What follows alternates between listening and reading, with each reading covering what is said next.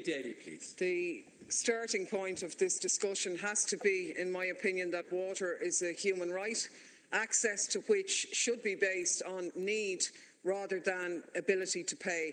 Now, of course, the provision of that service does cost money.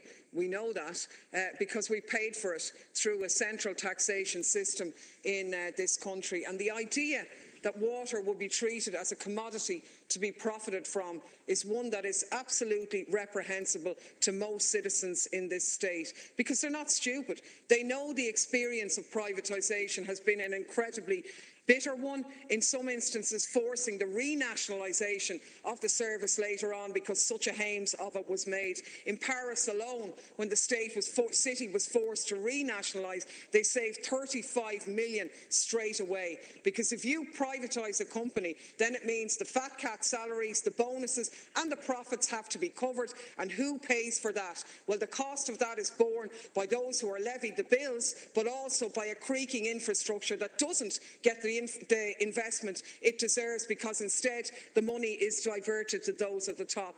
Now, the doublespeak of the government on this issue over the past weeks and months has actually been firmly exposed through the measures announced by Minister Kelly yesterday, because the mantra up to this, that the service was protected, it could never be sold, it could never be privatised based on the legislation that she had in place already, has now been contradicted even by yourselves, where you're admitting now you do have to put in something else. But rather than you taking that decision, or allow the Irish people make the decision now when they've never been more engaged in an issue in their history, you're putting in some wishy-washy clause to say that a future government can deal with this. I think the Sinn Féin motion is a very timely one. I think it's absolutely appropriate.